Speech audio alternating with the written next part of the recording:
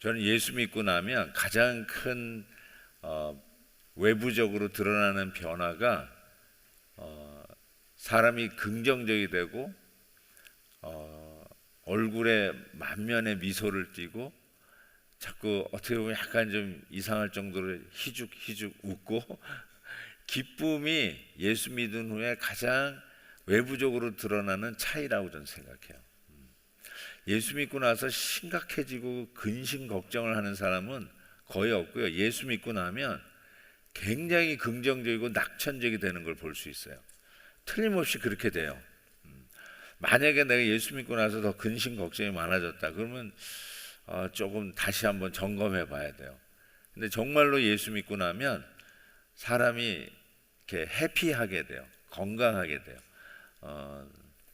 이 웃음이라는 말이 정말 건강에 도움이 된다는 것은 이미 뭐 과학적으로도 증명이 됐고, 일부러도 막 웃어도 벌써 이 엔돌핀이 도는 것이 달라진다고 하는데, 웃음이라는 것이 웃다와 숨의 합성어래요.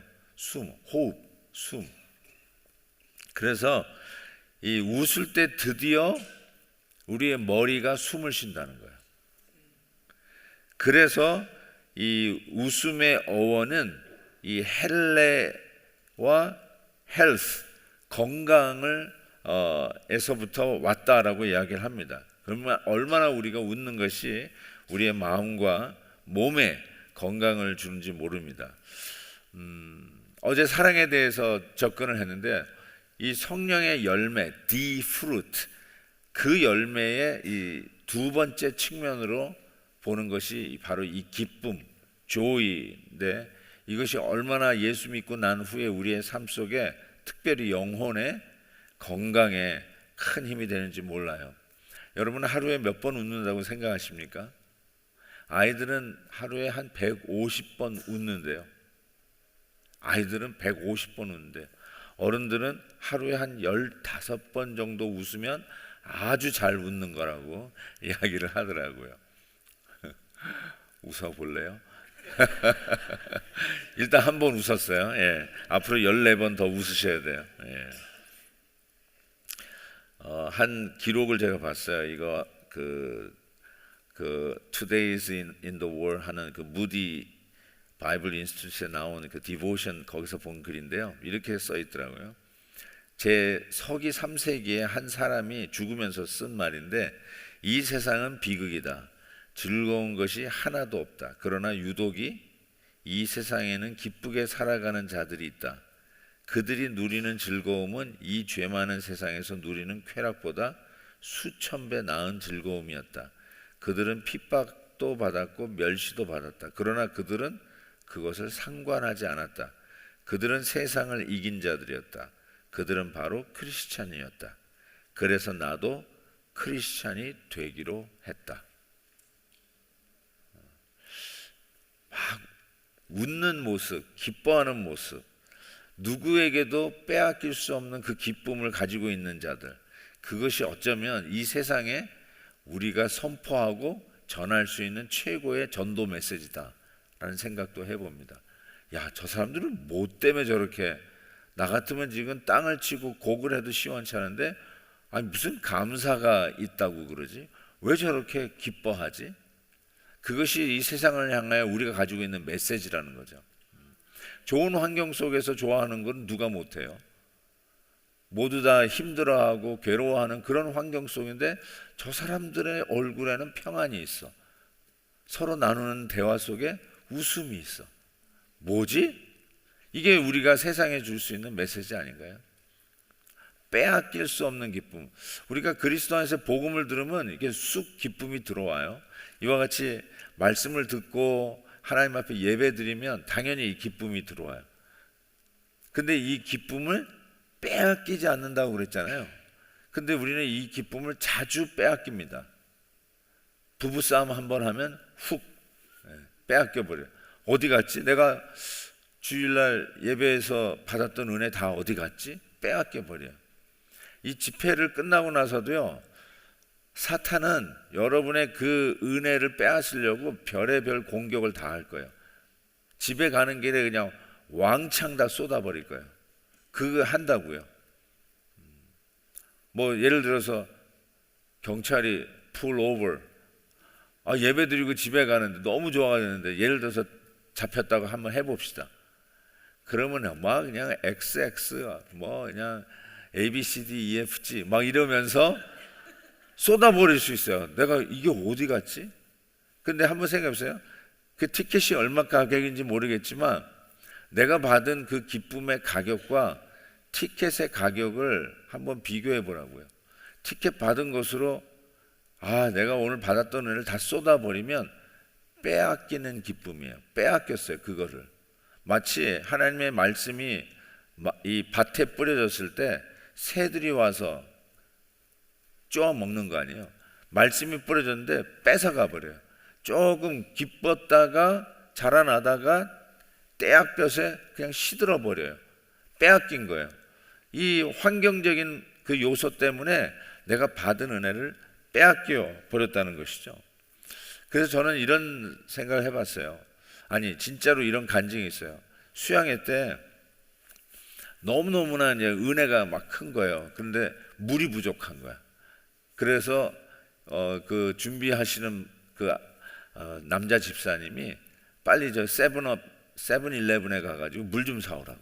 그래서 수양관에서 나와가지고 세븐일레븐에 가가지고 물을 사가지고 막 급히 들어가는데 아이고야 경찰에게 잡혔네. 그런데 경찰이 하는데 막 이 문을 열고 라이센스 레지스트레이션 이거 달라고 그러는데 막 이분이 막 웃는 거예요. 뭐 달라고? 라이센스 오케이 뭐 이러면서 막 주고 레지스트레이션 여기 있다고 막. 근데 경찰이 이런 사람을 처음 본 거야. 티켓을 받을 때 맨날 I am so sorry부터 시작해가지고 would you look at me one time 한 번만 봐주세요 뭐 이런 얘기를 하는데 처음 본 거야. 막 좋아가지고 못 하다고 막 이러는데 그래서 경찰이 하도 이상해가지고 물어본 거야. What's wrong with you? What's wrong with you? 이렇게 물어봤다는 거 아니에요. 그래서 얘기했대. Nothing wrong. 우리 지금 수양회 하고 있는데 하나님 주신 은혜가 너무너무 좋아가지고 그게 너무 행복해가지고 이 물 사가지고 빨리 들어가야 되는데 이렇게 됐다고 막 그러니까 경찰이 놀라가지고 야 이런 거구나. 그러니까 티켓 가지고 빼앗길 수 없는 거. 우리가 가지고 있는 이 기쁨이 티켓 한 장 받았다고 날아가는 거 버리라면 얼마나 가격이 싸구려 기쁨이에요. 티켓 하나로 날아가는 게 얼마나 싸구려예요. 아내하고 의견 충돌이 있었다고 애쉬하고 주고 날려버릴 수 있는 거. 요 정도 가지고 날려버리는 게 구원의 기쁨인가? 예수 그리스도 안에서 받은 기쁨이 요 정도뿐이 안 되나? 그냥 우리의 기쁨의 가격을 매길 때 아무리 생각해봐도 여러분 한번 100만 불 받았다고 합시다. somehow you got $1 million. 그런데 집에 가다가 일부를 잃어버렸어요. 주머니에서 어떻게 하다 보니까 일부를 잃어버렸다고 칩시다. $1 million 받았는데 일부를 잃어버렸다고 땅을 치고 울며 불며 슬퍼할 사람이 있나요? 없잖아요. 빼앗기지 않는, 그러니까 일부를 잃어버렸다고 100만 불 받은 기쁨을 잃어버리지 않잖아요. That's exactly what it is. 우리가 빼앗길 수 없는 기쁨이라는 것은 이런 기쁨을 내가 와우 받았다는 거예요. 네. 감사합니다. 네. 제가 이렇게 본 거를 물을 찾는 걸 보시는 거죠. 여기 있긴 있었는데 감사합니다.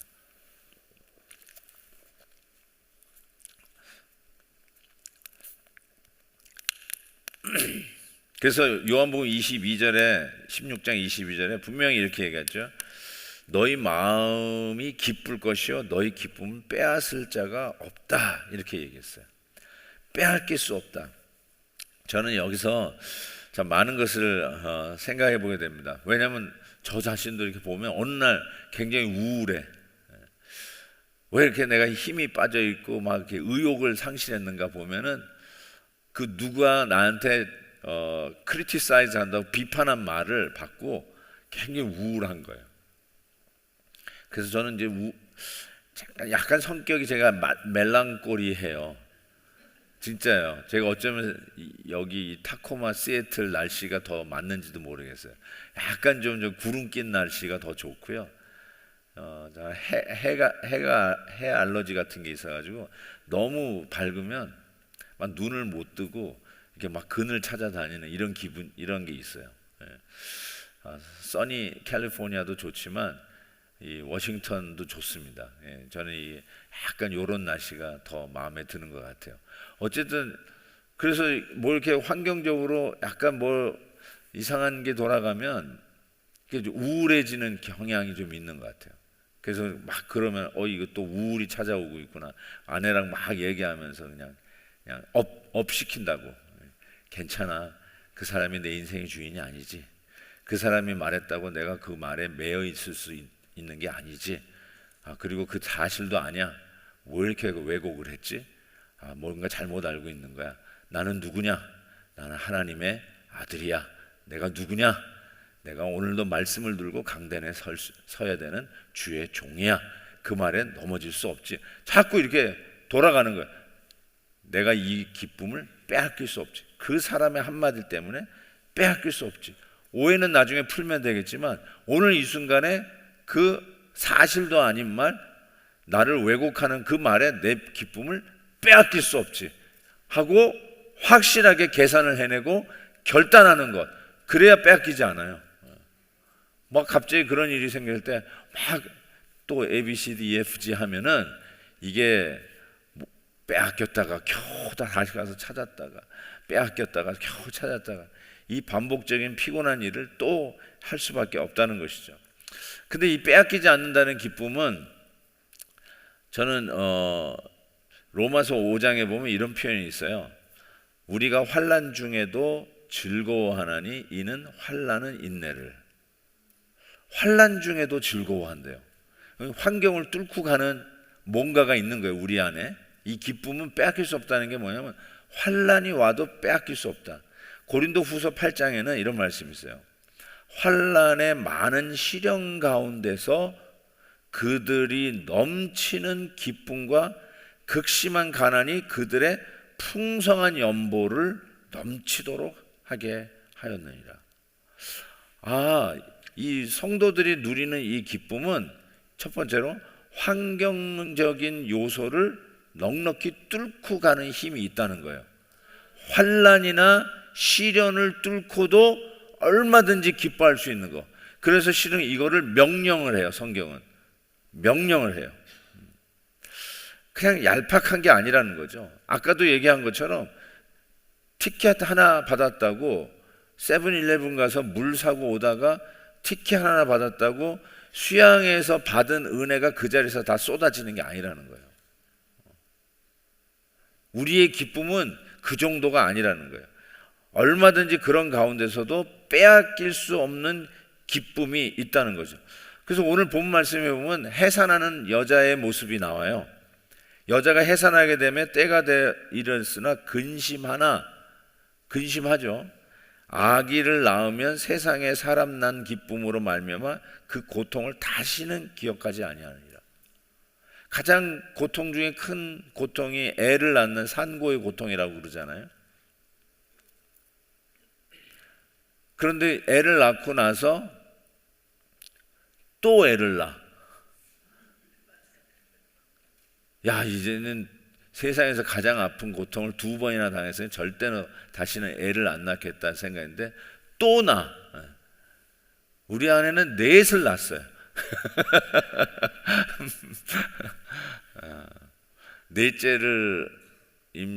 셋째를 임신하고요. 제가 장모님한테 야단을 맞았어요. 왜 우리 딸 이렇게 고생시키느냐. 딸하고 아들, 그러니까 첫째가 딸이고 둘째가 아들을 낳았으면 됐지. 뭘 또 셋째를 하냐고 얼마나 야단을 맞았는지 몰라요, 제가. 그래서 근데 제가 4째를 낳았잖아요. 어떻게 하겠어요? 이젠 죽었다 장모님한테. 근데 장모님이 먼저 천국에 가셨어요. 그래서 4째 낳은 거는 모르시고 가셔가지고 휴 다행이다 할 정도였어요. 근데 제가 가만히 생각해 보니까 와, 정말 그러네. 이 말이 맞는 말이에요. 여자가 그 고통을 했는데 그 고통을 다시는 기억하지 않아요. 왜냐하면 그 아이가 한번 방긋 웃어주는 그걸로 고난을 잊어버려요. 산고의 고통을 잊어버려요.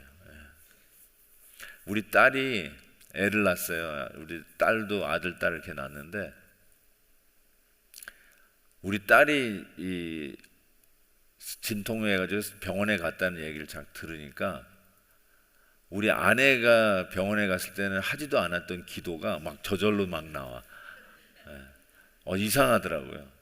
그래가지고 막 기도를 하는데 나중에 이제 애를 낳았다고 이제 사진을 딱 보내왔어요. 그러면서 그 아기를 우리 딸 이 가슴에 이렇게 올려놓고 우리 딸이 애 낳느라고 완전히 그냥 지쳐 있는 얼굴로 이렇게 사진을 딱 보내왔는데, 제가 그걸 보고 엉엉 울었어요. 우리 딸 얼마나 고생했을까. 얼마나 고생. 이 마음이 얼마나 힘든지 모르겠어요. 야, 우리 딸이 이 고생했구나. 그런데 그 딸이 나중에 또 임신을 했다는 거예요. 그래가지고 이놈의 사위를 이걸 잡아 죽여마라. 제가 우리 장모님을 드디어 이해하게 됐다니까요.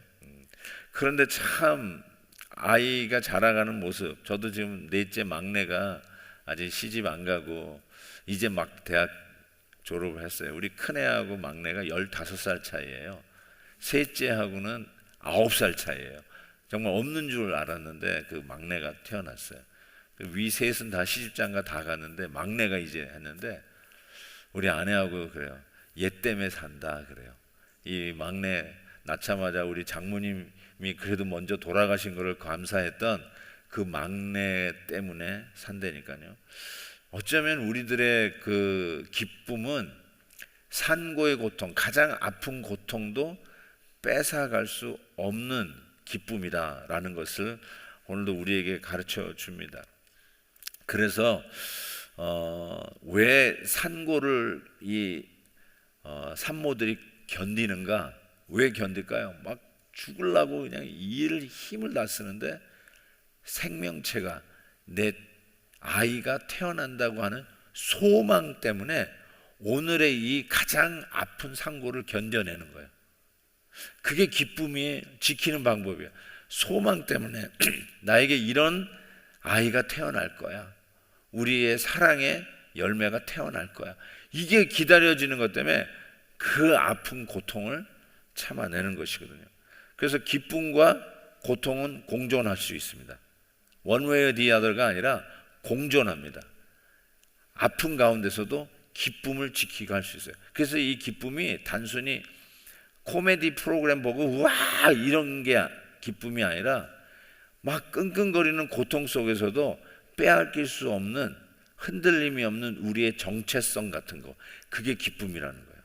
이 기쁨만큼은 절대로 빼앗길 수 없는 것이죠. 그래서 늘 우리가 장례식에서 제가 얘기한 대로 우리는 소망 없는 저 세상 사람들과 같이 절망하지 않는다.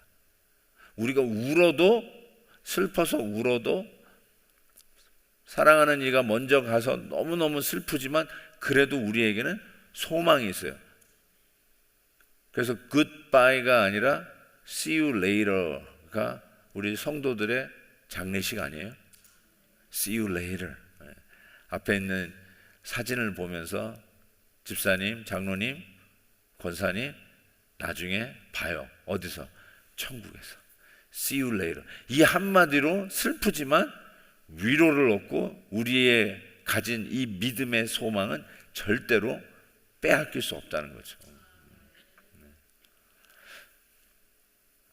장례식 얘기가 나와서 그런데요, 저는 정말로 그 장례식 때마다 손주들이 이렇게 많이 앉아 있잖아요. 손주들은 영어만 하고 있으니까 어떨 땐 못 알아들을 수도 있어요. 그래서 저는 반드시 그네들에게는 영어로 얘기해요. 그냥 막 어떤 애는 자고 있어. 그래서 지 할아버지 지금 돌아가셔가지고 장례식 하고 있는데 막 자고 있어. 그래서 내가 wake up, 왜냐 한국말 하니까 못 알아들을까 봐 wake up. 그러면서 제가 하는 말이 꼭 이거예요. Do you know what is 효도? 한국말로 해요. You know what is 효도? 그러면서 효도를 설명한 후에 가장 최고의 효도는 뭔 줄 아냐? You see your grandfather in heaven. 근데 worst 효도 ever is you don't get to see your grandfather in heaven. 가장 최고의 효도는 천국에서 네 할아버지 만나는 거야. 그런데 가장 불효는 뭐냐? 천국에서 네 할아버지 못 만나는 거야. 그게 천국에서 너를 기다리고 있는 할아버지에 대한 최고의 불효는 천국까지 못하는 거야. 믿음 가지라고. 믿음 가지라고. 이 말에 애들이 다 깨. 그리고 부모님들이 너무너무 고마워해요. 그 메시지를. 그래서 같이 모여서 우리 할아버지, 할머니 천국에서 꼭 보자. 그 말로 우리 애들이 할 때마다 하는 조사 있잖아요. 메모얼가 나올 때마다 한 번도 안 빠진 게 있어요. 제가 지금 담임 목회만 지금 몇 년을 했습니까? 한 번도 안 빠졌어요. 진짜로. 손주들이 나와서 할머니 이야기하고 할아버지 얘기할 때 한 번도 안 빠진 게 뭔지 아세요? 우리 할머니 항상 맛있는 거 해줘요. 내가 할머니한테 갈 때 맛있는 거, 이제 그 음식을 못 먹게 돼서 하면서 막 울어.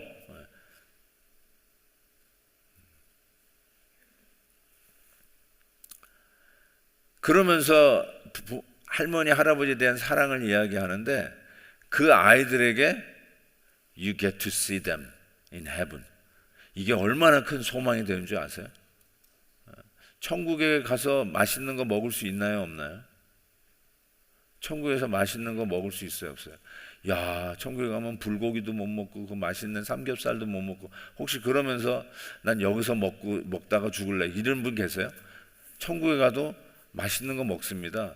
천국은 혼인잔치로 표현되어 있어요. 혼인잔치에 먹는 게 왜 없어요?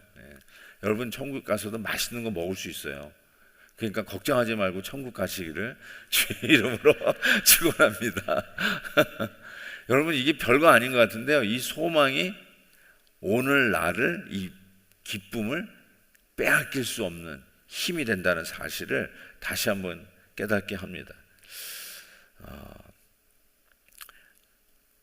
예수님께서 이런 말씀을 요한복음 15장에 하셨어요. 내가 이것을 너희에게 이름은 내가 이 말을 해주는 이유는 내 기쁨이 너희 안에 있어 너희 기쁨을 충만하게 하려 함이라. 너희 기쁨을 충만하게 하려. 그래서 마치 가스가 자동차에서 좀 빠져가지고 이제 달랑달랑하고 뭐 일본말로 앵꼬가 나려고 할 때 다시 주유를 하는 거예요. 기쁨을 다시 충만하게 콱 만땅 집어넣는 것처럼 이번 집회를 통해서 기쁨이 지금 찰랑거리고 있었을 때 다시 만땅으로 주유해서 빼앗길 수 없는 기쁨으로 우리 앞에 있는 고난과 우리 앞에 있는 어려움도 넉넉히 밀고 갈 수 있는 하나님의 귀한 자녀 되기를 축복합니다.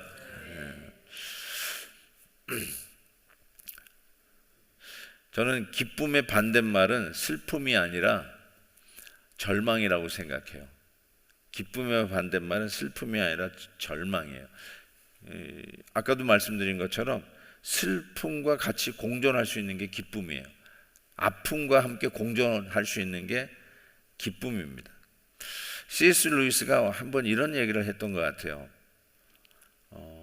하나님은 여러분에게 정말 빼앗길 수 없는 기쁨을 주시기 위해서 마치 흙탕물에서 노는 아이들이 막 흙탕물이 좋아가지고 거기서 막 좋아가지고 노는 아이들을 흙탕물에서 놀지 못하도록 데리고 백사장에 데려가는 것과 같다 이렇게 얘기하세요. 그 넓은 바다에 그 아름다운 백사장에 데리고 가려고 흙탕물에서 노는 애를 하나님이 데려가시는 거예요. 근데 우리 입장에서 생각할 때는 내가 놀던 흙탕물이 없어졌어. 그래가지고 사내 죽으니 슬프다. 왜 인생에 이런 어려움이 있냐 막 이러고 있는데 신은 하나님께서 흙탕물에서 놀던 우리들을 아름다운 백옥사장 그 넓은 광활한 아름다운 풍경이 있는 바닷가에서 마음껏 놀라고 더 좋은 곳으로 데려가려고 하는 하나님을 이해하지 못하고 때로는 우리가 흙탕물 빼앗겼다고 기쁨을 잃어버리는 철없는 아이와 같을 때가 있다라고 얘기하죠. 소망은 그런 의미에서 우리의 기쁨을 늘 부상시키는 물속에서 잠기지 아니하고 수면 위로 뜨게 하는 부레와 같다라고 이야기합니다. 파도가 쳐도 우리가 물속에 잠기지 않는 이유는 다시 우리 안에 이 빼앗길 수 없는 기쁨이 우리를 늘 수면 위로 부상시키는 부레의 역할을 하기 때문이라는 것이죠. 그래서 야고보음 1장에서 이런 말을 했어요. 형제들아, 너희가 여러 가지 시험을 당하거든 온전히 기쁘게 여기라, 이렇게 얘기해요. 그래서 기쁨은 명령할 수 있는 거예요. 아니, 기쁠 수 있는 게 있어야 기뻐야 이게 자연스럽게 나오는 건데 성경은 아니에요. 명령할 수 있어요. 기쁘게 여기라, 이렇게 얘기했어요. 야고보서는 여러분도 알다시피 예수님의 친동생 야고보가 디아스포라, 고향을 떠나 신앙의 핍박 가운데 떨어져 있는 성도에게 보낸 서신이 야고보서예요. 어쩌면 고향을 떠나서 지금 이곳에 살고 있는 우리들의 입장을 생각해 보면 처음 이민 왔을 때 얼마나 우리가 힘들었습니까? 이곳에 새롭게 정착한다는 자체가 얼마나 힘들어요. 언어도 다르고 문화도 다르고 정말 모든 게 낯설고 전화하는 것조차도 힘들지 않았습니까? 부모님 따라 저도 이민 와서 저는 필라델피아로 이민을 왔는데 정말 힘들었던 것 같아요. 저희 어머님은 음악인이세요. 저희 아버님은 성악을 하셨고 우리 어머님은 피아노를 하셨어요. 평생 성가대에서 섬기셨던 장로님이고 권사님이세요. 그러니까 저는 항상 분위기가 음악이었고요. 저는 피아노 밑에서 컸어요. 저희 어머니가 피아노 레슨 준다고 이방저방 피아노 석대를 놓고 피아노 레슨을 했던, 그래서 어렸을 때 그냥 피아노 밑에서 컸어요. 피아노 소리 들으면서 체르니 전 입으로 딱 뗐어요. 왜냐하면 다 따라할 수 있으니까, 맨날 그걸 듣고 컸으니까. 그러다가 이민을 왔다니까요. 속된 말로 콩나물 떼가리만 알던 우리 부모님이 이민 현장에 뛰어왔는데 이민 현장에서 무슨 피아노를 치고 무슨 노래를 해요. 일단 삶의 전선에 뛰어들어야죠. 그래서 시작한 게 봉제공장부터 취직해서 바느질 한 번도 해보지 못한 우리 아버지가 맨날 턱시도 입고 이렇게 하시던 분이 갑자기 봉제공장 가가지고 바느질 하기 시작하셨어요. 그게 이민 생활이에요. 뭐 발바라 삼천리부터 시작해서 그 돈 모아가지고 시작한 게 흑인가에서 아이스크림 가게 시작하셨어요. 그것도 겨울에, 추운 겨울에 인수해가지고 찬바람 나는 그 겨울에 웬 아이스크림 가게를 인수하셔가지고 하루 종일 열어도요 손님이 한두 사람뿐이 오지를 않아요. 지금 그 얘기하면 제가 여러분 밤을 새면서 얘기해야 돼요. 그런데 이민 생활 자체가 여러분이 가지고 있는 게 뭐예요? 고생스럽죠. 미국 와서 산다고 남들은 부러워할지 모르지만 실은 이곳에 정착하면서 사는데 너무너무 힘들죠. 저는 우리 부모님 와가지고 항상 하는 게, 저 같은 세대는 부모님도 섬겨야죠. 그리고 실은 부모님이 이민생활 개척한 게 아니라 저희들 같이 1.5세들이 개척했어요. 영어를 누가 더 잘하겠어요? 조금 피차 못하죠. 우리 아버지도 못하고 나도 못하고. 그런데 맨날 전화비를 가져와서 야 이거 전화 좀 해봐라. 이거 너무 많이 나온 것 같다. 야 이것도 저기 뭐 파킹 티켓 껐는데 이건 또 이게 뭔 일이야. 네가 한번 연락해봐라. 아니 나도 못하고 자기도 못하는데 왜 나보고 맨날 전화를 하라고. 하여튼 전화 거르는 게 너무너무 힘든 거 있죠. 헬로 그러면 저쪽에서 what 하면서 this telephone bill too much. 그러니까 저쪽에서 이렇게 연락이 여기 뭐 하는데 뭐 어쩌냐 number 막 그래 number 야, 무슨 넘버? count number. count number? 넘버를 세라고? 1, 2, 3, 4, 5. No. count number. 뒤로 세라는 말인가? 10, 9. 내가 웃겨가지고 나중에 하는데 그게 뭔지 아세요? 어카운트 넘버 달라는 걸 가지고, 그거 뭐냐, 티켓에 보면 어카운트 넘버 있잖아요. 예? 저 빌 보면 어카운트 넘버가 있는데 A가 안 들려. A가 들리는 분은요, 영어가 이제 되는 분이에요. A가 안 들려. 그러니까 A가 안 들리니까 카운트 넘버라고 들려. 카운트 넘버. 카운트 다운은 우리가 많이 들었잖아요. 카운트 다운. 그러니까 그래서 카운트 업이냐 카운트 다운이냐, 지금 생각하면 이렇게 웃으면서 얘기하는데 그게 안 들리더라고요. 이게 이민자들의 생활 아니에요. 참 눈물 없이 들을 수 없는 그 시간들. 그래서 아이스크림 가게를 아침 새벽 6시에 열었어요. 오늘 우리가 시작했던 이 시간에 아이스크림 가게를 열었는데, 한번 제가 우리 부모님한테 뭐라고 그랬어요. 아버지, 제가 아이스크림 너무 좋아하지만 아침 6시에는 아이스크림 생각 안 해요. 그러니까 조금 더 자고 나갑시다 막 그런데도 우리는 제2의 유태인이다는 막 이런 얘기를 하시면서 아니야, 열어야 돼. 와, 진짜 아이스크림 가게를 6시에 여는데요, 너무너무 힘들었어요. 그래서 밤 9시까지 열었어요. 6시에서 밤 9시. 전기값이 나오질 않아요. 냉장고뿐이 없잖아요, 아이스크림 가게. 전기 가격이 나오지 않아요. 겨울에 열었기 때문에. 그럼에도 불구하고 밤 9시에 문을 닫고 와서는 가정 예배를 드려요. 그냥 눈물 범벅이 돼요. 왜 미국 왔나 부터 시작해서 고향이 그립다, 내 친구들이 그립다. 그냥 울어. 같이 우리 삼남매하고 우리 부모님하고 같이 울어. 1월 1일이 됐어요. 겨울에 11월 말에 인수해가지고 1월 1일이 됐어요. 장로님이시고 권사님이신데 1월 1일 신년 예배가 있어요. 오전 11시에 그 교회 가서 예배를 드리고, 그때만 해도요, 지금도 한 40년 전이니까 40년이 뭐예요? 더 됐죠. 그때 주일날에는 이 가게를 여는 데가 거의 없었어요. 요즘은 막 24hours 막 24/7 하는 데가 너무 많지만 그때는 주일이면 다 문 닫았거든요. 당연히 명절 1월 1일 문 닫죠. 그랬더니 갑자기 예배 드리고 오시더니 야, 우린 열자. 그래가지고 오후에 또 열었어요, 그 아이스크림 가게를.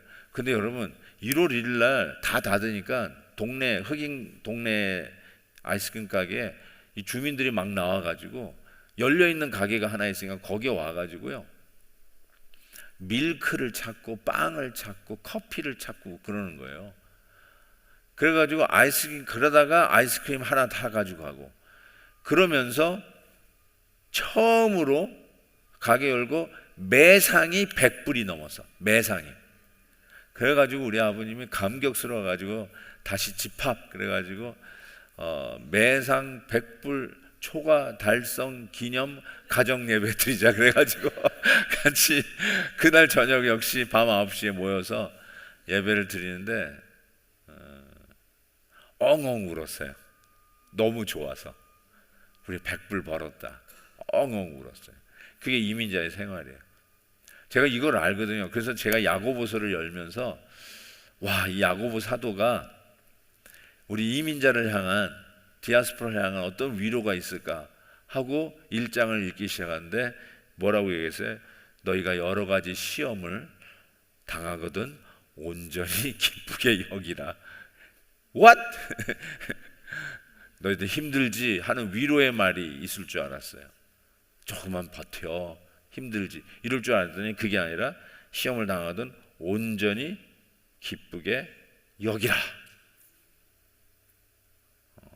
그래서 야고보서 나중에 한번 읽어보세요. 너무너무 우리 이민자들에게 주시는 메시지가 너무나 큽니다. 아, 이런데도 기쁘게 여기라는 거구나. 이 시험을 만나거든. 이 시험 속에서 하나님이 우리가 누구인지, 그러니까 자꾸 이 고난과 우리의 정체성, who we are, 이거를 비교하게끔 자꾸 만들어줘요.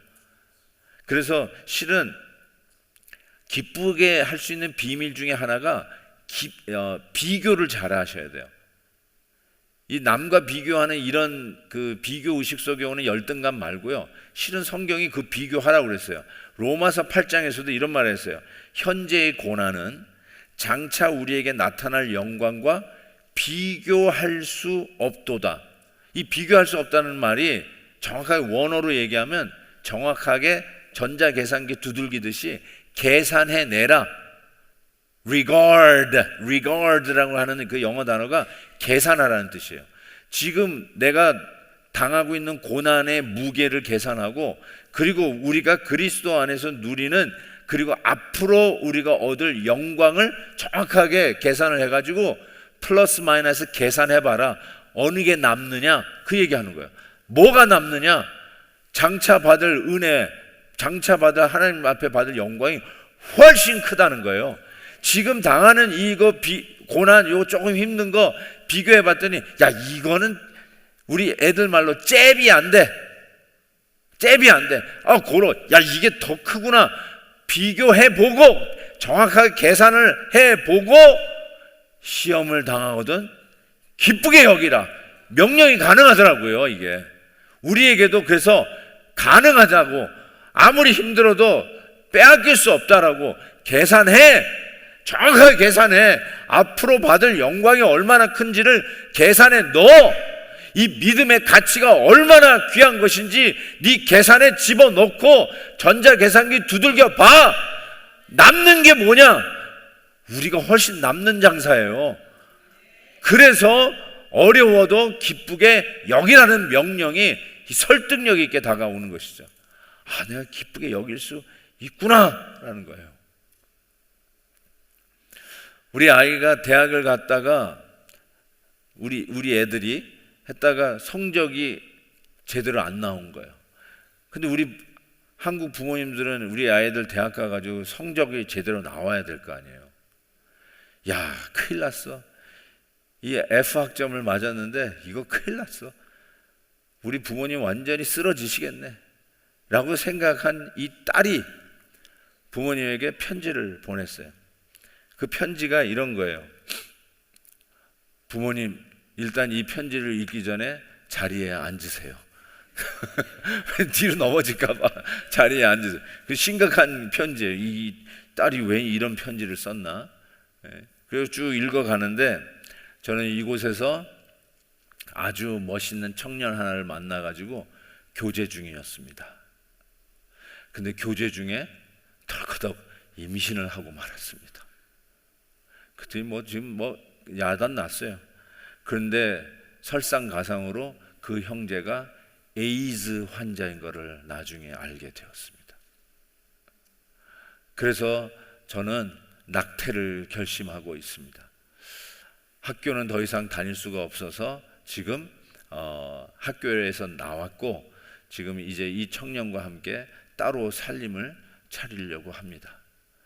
근데 병원에 가서 이 아이를 조사해 봤는데 이 아이 염색체가 이상하다고 합니다.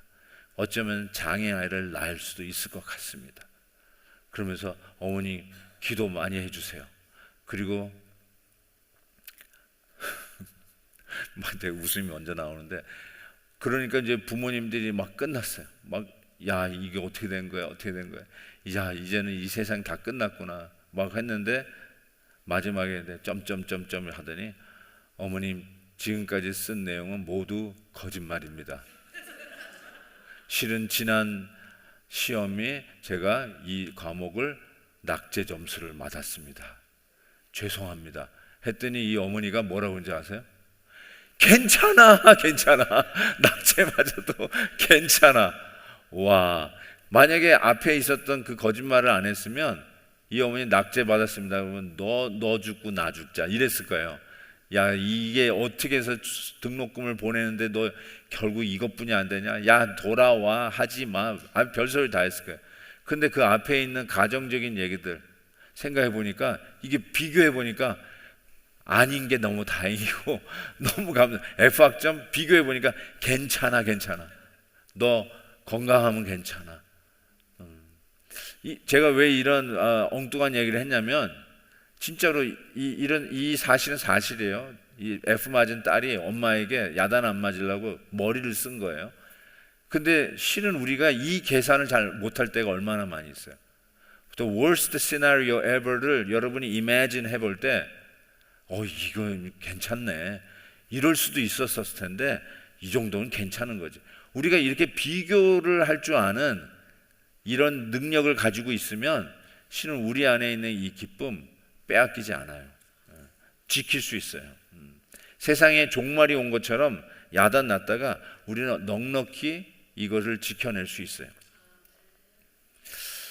그래서 스바냐의 말씀이 자꾸 저에게 있어서 이 기쁨을 계속 지키는데 힘이 되어집니다. 스바냐에 보면 너희 하나님 여호와가 너희 가운데 계시니 그는 구원을 베푸실 전능자이시라. 그가 너로 말미암아 기쁨을 이기지 못하시며 너를 잠잠히 사랑하시며 너로 말미암아 즐거이 부르며 기뻐하시리라. 하나님께서 우리를 보시면 너무너무 이렇게 좋아하신대요. 너무너무 좋아하신대요. 근데 좋아하는 정도가 뭐냐면 기쁨을 이기지 못하신대요. 이게 어떤 기쁨일까요?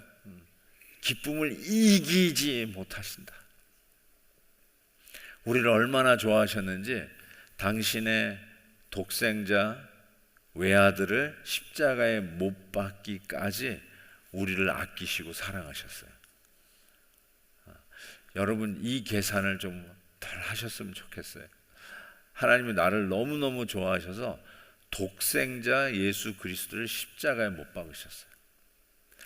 하나님에게 있어의 독생자라는 말을 실은 하나님 삼위일체 하나님 생각하면 우리의 언어로는 삼위일체와 독생자 하나님의 외아들 이것이 잘 개념 정립이 안 되는데 우리들에게 그걸 이해시키기 위해서 아브라함이 이삭을 바치는 사건이 창세기 22장에 등장하지 않습니까? 말도 안 되는 명령을 하나님이 하시지 않았어요? 어떻게 그 아들을 갖다 바칩니까? 100세에 얻은 아들, 그것도 하나님이 주시겠다 약속해서 약속의 열매로 주신 그 아들이 어느 정도 성장해서 그 아들 때문에 사는 기쁨에 매일매일 아침에 일어나도 우리 아들 때문에, 눈을 감아도 우리 아들 때문에, 길에 나가서 일을 해도 우리 아들 때문에, 오늘도 내가 이 고생하는 게 기쁜 이유는 우리 아들 때문에, 그 재미로 살아가는 아브라함에게 그 아들 내게 바쳐, 번제로 바치래요. 홀라당 다 태워서 바치래요. 이런 하나님답지 않은 또 다른 하나님의 명령이 그에게 다가온 것이죠. 왜 하나님이 이런 걸 명령하신가? 하나님께서 당신의 아들 독생자를 우리에게 주셨다는 것을 깨닫게 해주시기 위해서 아브라함이 그 하나님의 아버지의 마음을 우리 가운데 가장 최초로 어쩌면 가장 가깝게 근접하게 경험했던 자가 아브라함이라고 생각해요. 그래서 아브라함은 예수 그리스도의 때를 바라다보는 믿음으로 구원받았어요. 아브라함은 옛날에 이삭 바치고 구원받은 게 아니라요, 앞으로 오실 예수 그리스도를 아주 희미하게 바라보는 내 때를 보고, 성경이 분명히 얘기하죠. 내 때를 보고 구원받으셨어요. 그런데 우리는 내 때가 우리는 뒤에 역사에 뒤를 돌아다 보는 역사 속에 하나의 분명한 historical fact로 우리는 보는 훨씬 아브라함보다 더 분명하게 더 확실하게 보는 위치에 있는데, 아브라함은 희미하게 내다보는 아브라함 때부터 앞으로 오실 예수 2000년 후에 예수님을 보고 구원을 받았는데, 우리는 2000년 전 예수 그리스도의 분명한 십자가 역사적 사건을 보고 우리는 하나님의 놀라운 사랑을 깨닫는 훨씬 better 그리고 far better advantage가 있는 바로 이 위치에서 우리는 신앙생활을 하고 있지 않아요? 아브라함의 그 모습을 통해서, 이삭을 바치는 모습을 통해서 하나님이 우리에게 아들을 독생자를 주심으로 우리가 그 정도로 하나님이 아끼고 그 정도로 사랑한다는 것을 확실하게 보여주셨어요. 누가 감히 아들을 바치면서 하나님을 섬길 수 있겠어요? 말이 안 되는 거예요. 그런데 여러분에게 하나님이 요구하신 게 아니라 하나님이 당신의 아들을 바치기까지, 십자가 못 박기까지 우리를 그렇게 사랑하셨다. 그래서 하나님이 우리를 보시면 기쁨을 이기지 못한다는 말씀, 이게 우리 애를 봐도 기쁨을 이기지 못하는데 하나님이 우리를 보고 그처럼 기쁨을 이기지 못하시며 우리를 잠잠히 사랑하신다라고 말씀하고 계시는 거죠. 하나님께서 오늘 우리에게 어떤 기쁨을 주신 그 구원의 감격을 빼앗아 갈 수 있는 여러 가지 요소들이 어쩌면 우리에게 있을 수 있어요. 하나님께서는 우리에게 이렇게 얘기하시는 것 같아요. 빼앗길 수 없어. 이것만 계산에 넣어. 계산에 집어넣고 한번 잘 전자계산기 두들기듯이 한번 계산해봐. 우리는 하나님의 이와 같은 엄청난 은혜를 받고 살아가는 자들이고 우리는 결단코 실패할 수 없는 인생을 살아가는 자들이야. 이것을 생각해 보면 우리의 앞에 닥친 우리가 확 쏟아버릴 수밖에 없었던 그 옛날의 기쁨들을 내가 이 계산을 못해서 놓쳤구나. 환난 날에 기뻐하라. 시험을 당하거든 오히려 기쁘게 여기라. 왜요? 드디어 이 계산을 할 수 있는 기회를 주신 거예요. 하나님께서 오늘도 이 은혜를 주시면 우리는 넉넉히 빼앗기지 않는 이 기쁨, 구원의 기쁨, 하나님이 우리에게 주신 이 은혜를 지키며 성령의 그 열매, the fruit, 어제의 그 사랑의 측면에서 우리는 절대로 실패할 수 없는 사랑을 우리가 얻었듯이 오늘 절대로 빼앗기지 않는 기쁨을 하나님이 주신 것을 믿습니다. 아멘입니다. 아멘.